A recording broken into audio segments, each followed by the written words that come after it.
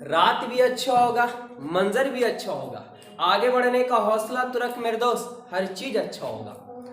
स्वागत करता हूं आप सभी का अपने चैनल 12th स्टडी सेंटर में। मैं हूं राजकुमार और आज आप लोग बीच में लेकर के 12th क्लास के लिए वेक्टर का ऑब्जेक्टिव। बहुत सारे सवाल आपको एग्जाम में देखने को मिलते हैं और बड़ा कंफ्यूजन हो जाते हैं, विद्यार्थी गलती कर बैठते हैं।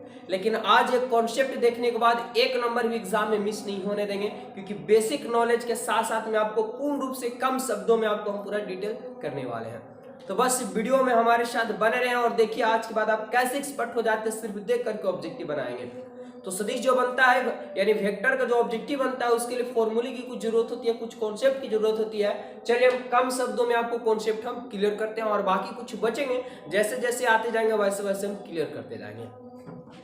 तो पहले हम बात करें अदिश के बारे में। ठीक है, अदिश के बारे में दो तरीका से, एक सदिश से रिलेटिव होता है, एक अदिश से रिलेटिव होता है। तो दोनों को पहले हम बेसिक फॉर्मूला आप लोग बताते हैं, उसके बाद ऑब्जेक्टिव में तहलका मचाएंगे। देखिए अक्ष होता है एक्स वाई और Z, X Y Z, X Y और जेड ये अक्ष ले लिया जाता है। ठीक है, जेड जेड नहीं जेड, एक्स वाई जेड। अदिश के लिए या सदिश के लिए 3 यूनिट मात्रक होते हैं, आई जे के 3 यूनिट। यूनिट मतलब इकाई, इकाई मतलब कितना, उसका मान 1 होगा। तो आई जे और क्या के 3 होते हैं। ये हमारे पास मूल राशि, मूल बिंदु होता है, 0 हो जाता है। अब जानेंगे कि आखिर आई जे के का प्रयोग कैसे किया जाता है, अदिश में कैसे होता है, सदिश में कैसे होती है, पूरी जानकारी देंगे। बस खाली आपको वीडियो में बने रहिए ना, देखिए कैसे क्लियर होने वाला है। ठीक है, तो अगर आपके पास डॉट रहे इसको बोलते हैं अदिश, डॉट को क्या बोलते हैं, अदिश बोलते हैं। ये आपको ध्यान में रखना होगा। अगर क्रॉस आ गया इसको बोलेंगे सदिश।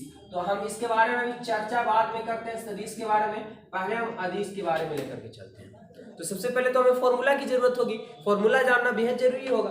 तो चलिए इसका फॉर्मूला क्या होता है। देखिए अगर हम मान लेते हैं सपोर्टेड कि सदिश ए और सदिश बी एक दूसरे को भिन्न सदिश है, ए बी, फॉर्मूला बनता है सदिश ए डॉट बी, यानी सदिश ए और सदिश बी का अदिश गुणनफल।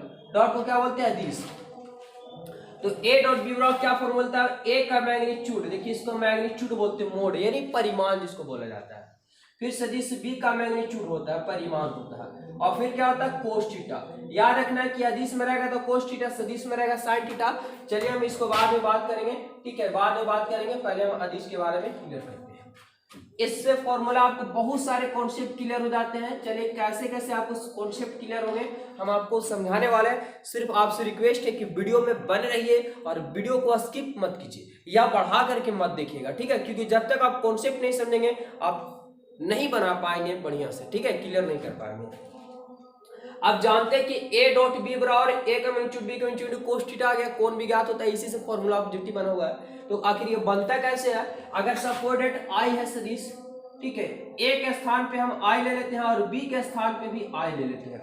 देखिए कैसे समझाने का आपको माइंड में सीधा खोपने का प्रयास कर रहे हैं। आई और ए बी ले लिया हम, क्या आई यानी ए की जगह पे सदिश और बी की जगह पे सदिश आई, सेम सदिश ली है। तो आई का मैग्नीट्यूड ए के स्थान पे आई माने तो आई का मैग्नीट्यूड हो जाएगा और बी के स्थान पे हम भी क्या माने, आई का मैग्नीट्यूड हो जाएगा। ठीक है, इनटू कोस थीटा।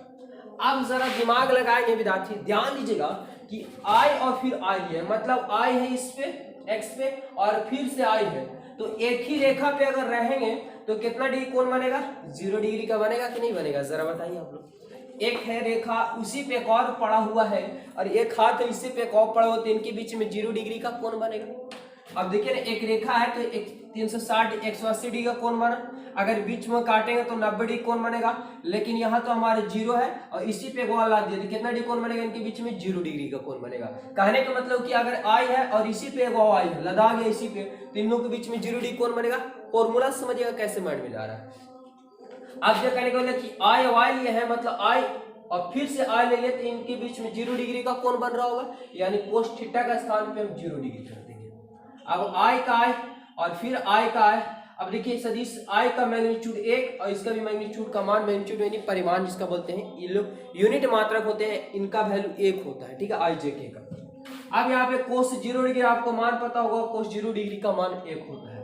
तो आई इंटू आई और 1 गुने गुने करेंगे तो 1 हमारा कंप्लीट हो गया ना।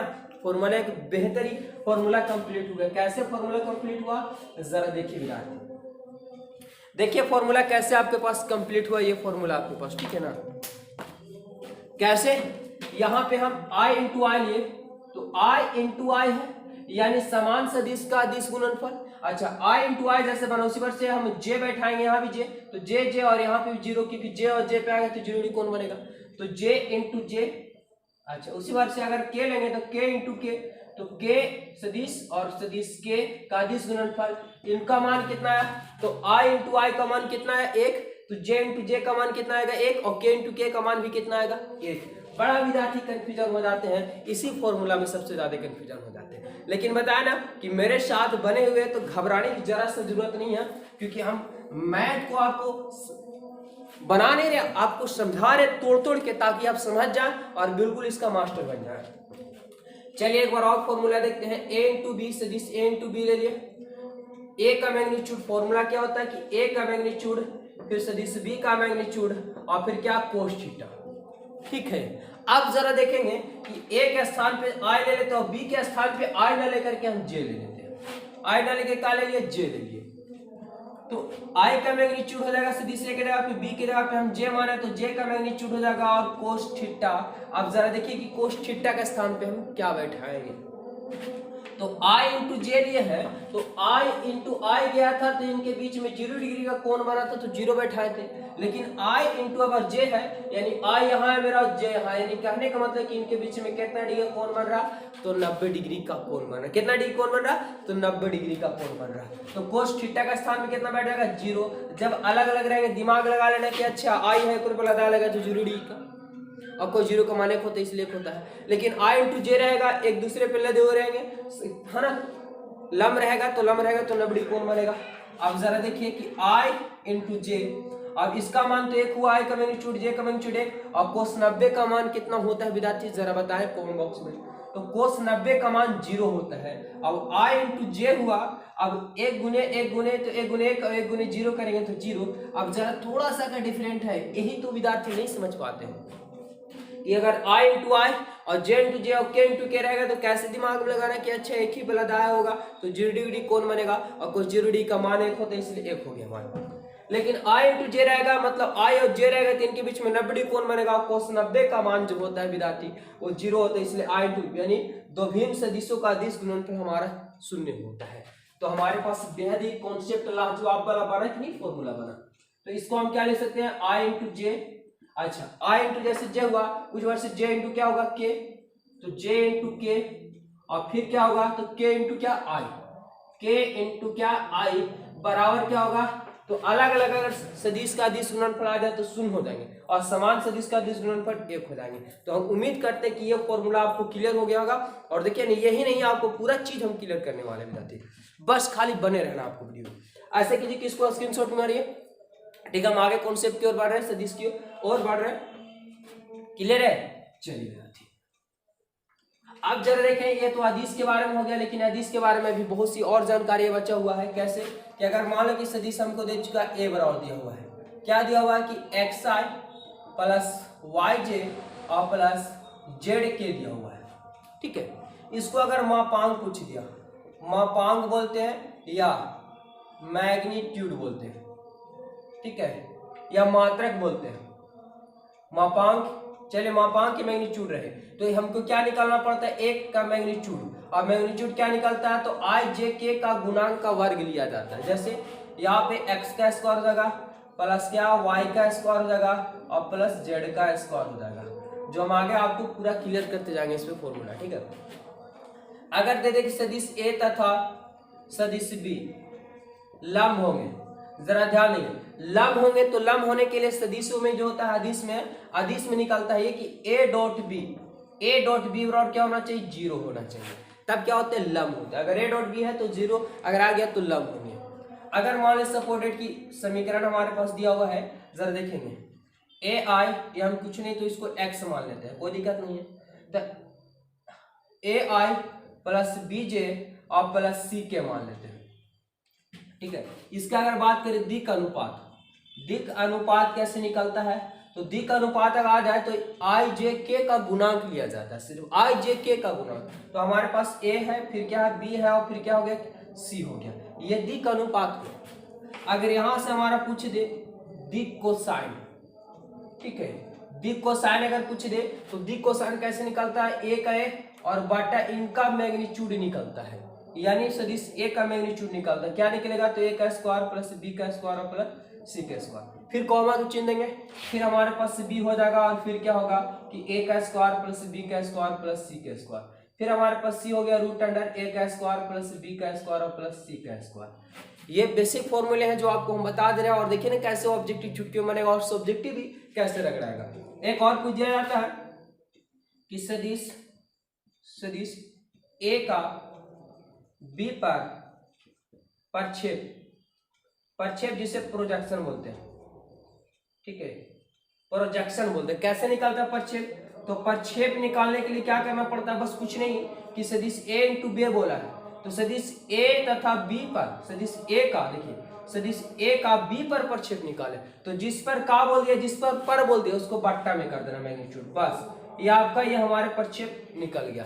क्लियर, तो ये हमारे अदिश से रिलेटिव लगभग जितने भी फॉर्मूले थे हम आप लोग को क्लियर कर दिए, और बाकी 3D में चलेंगे तो फिर उसको भी देखेंगे। और देखिए ना चुटकियों में ऑब्जेक्टिव हम क्लियर करने वाले हैं। तो ये हो गया अदिश से रिलेटिव हो गया। अब चलते हैं सदिश से रिलेटिव, आपको फॉर्मूला क्लियर करते हैं, ठीक है।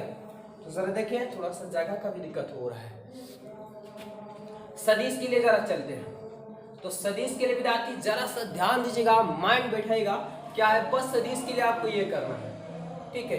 सदिश के लिए आपको यही करना है, आई, फिर क्या लेना है, जे, और फिर चलिए नहीं समझ में आ रहा, गोल बनाएंगे और आई जे के ले लेंगे। देखिए आई, ठीक है, फिर क्या जे, और फिर क्या कर देना, के कर देना, कहीं पे दर्शा देंगे, बस क्या करना है, घुमा देना आपको, एंटी क्लॉकवाइज क्या कर देना, घुमा देना है। आप जरा समझिएगा, इसके लिए फॉर्मूला होता है मेरे साथियों क्या, कि सदिश ए क्रॉस बी, इसमें क्रॉस निकलता है, सदिश के लिए हम चले, सदिश के लिए क्या होता है, क्रॉस होता है। कैसे पकड़ में आएगा कि क्रॉस रहेगा तो समझ जाएगा कि अच्छा सदिश दिया हुआ है ना। अब जरा देखिए कि ए क्रॉस बी बराबर होता है ए का मैग्नीट्यूड और बी का मैग्नीट्यूड, ठीक है, और यहाँ पे हमारे पास क्या हो जाएगा, ए का मैग्नीट्यूड बी का मैग्नीट्यूड और होता है साइन थीटा होता है। ये हमारे पास फॉर्मूला बन जाता है सदिश के लिए। इससे कौन भी ज्ञात हो जाता है, बहुत चीज ज्ञात हो जाता है ना। तो चलते इस पे, हम ऑब्जेक्टिव क्लियर करने की बात है, ऑब्जेक्टिव क्लियर करते हैं। तो एक बात याद रखिएगा कि एक फॉर्मूला तो इस पे रिलेटिव होता है और एक इस पे फॉर्मूला आएगा। कैसे आएगा वही चीज तो हम बता रहे हैं। अगर हम ए के जगह पे आई लेते हैं और बी के जगह पे भी हम क्या लेते हैं, आई लेते हैं, ठीक है।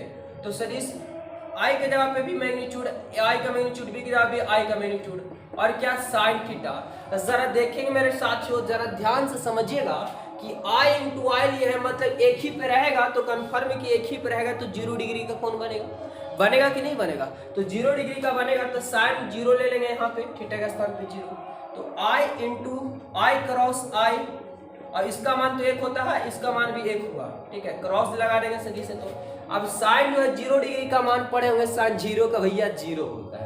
अब हो गया 0, लीजिए हो गया ना गड़बड़, आई गुने आई, अब 1 गुने 0 करेंगे तो 0, लेकिन यहाँ देखें कि आई इंटू आई बराबर 1 हुआ था, लेकिन वही चीज है कि आई गुने जे है, सिर्फ यहाँ पे डॉट है तो 1 हो गया, और यहाँ पे क्रॉस है तो 0 हो गया। तो माइंड में कैसे लगाएंगे कि अच्छा भैया, अच्छा सदिश है मतलब साइन थीटा आता है सदिश में, साइन 0 डिग्री का मानवा कितना होता है, तो 0 होता है, तो एक ही रहेगा। अगर आई इंटू आई रहेगा, जे इंटू जे रहेगा तो 0 आएगा।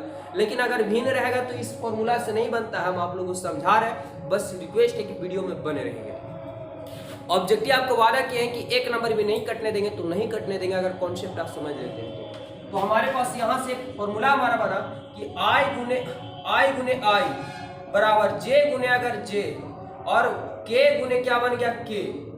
अगर समान रहे, समान सदिशों का सदिश गुणनफल, तो दिमाग लगे कि अच्छा एक ही रहेगा, तो 0 डिग्री का कौन बनेगा, और 0 डिग्री का बनेगा, और 0 में साइन से सदिश में साइन से चलते हैं, और साइन 0 डिग्री का मान 0 होता है, इसलिए 0 हो गया हमारे पास। तो आसमान जमीन का फर्क है सदिश और अदिश से रिलेटिव। लेकिन यहाँ पे एक हमारा फॉर्मूला बन जाता है कि अगर भिन्न आएगा तब, जैसे यहाँ बता दिए कि आई इंटू जे बता दिए, लेकिन यहाँ कहे कि आई इंटू जे तब हमारे पास कौन से रिलेटिव नहीं बनता है। ये क्लॉक वाइज जो एंटी क्लॉक वाइज भुजवा उससे बनता है, अगर विपरीत सदिश आ जाए तो चलिए कैसे बनेगा अब जरा देखिए। तो जरा सिंपल से देखिए कि आप तीर का चिन्ह, एरो का चिन्ह इधर आ रहा है, इधर आ रहा है, तो आई सदिश का नियम आप लोग पढ़े होंगे, बिल्कुल पढ़े होंगे। अगर आप 12वीं क्लास के विद्यार्थी तो जरूर पढ़े होंगे।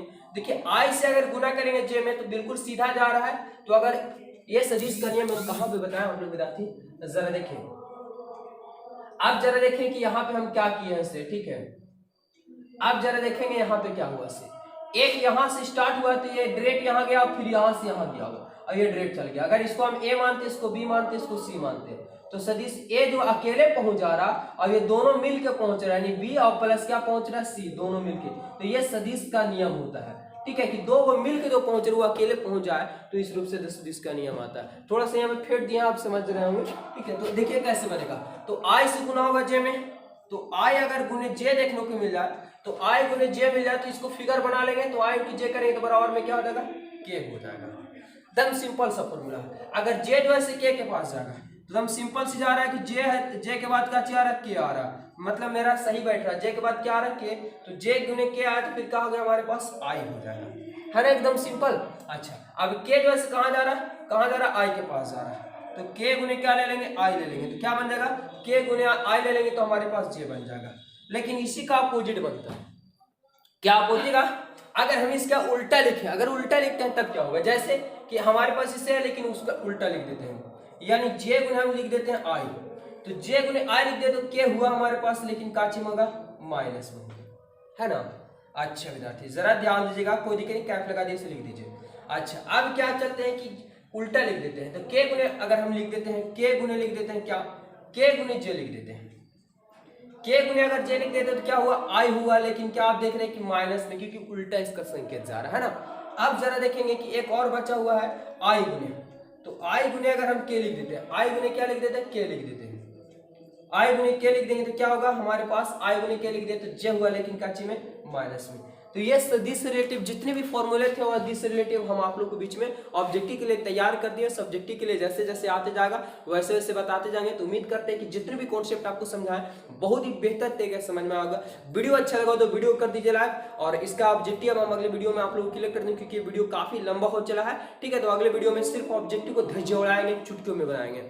तो चैनल जरूर सब्सक्राइब कर लीजिए, क्योंकि आगे भी इंटरेस्टिंग वीडियो आप लोगों को मिलने वाला है। जय हिंद, मिलते हैं नेक्स्ट वीडियो में, धन्यवाद।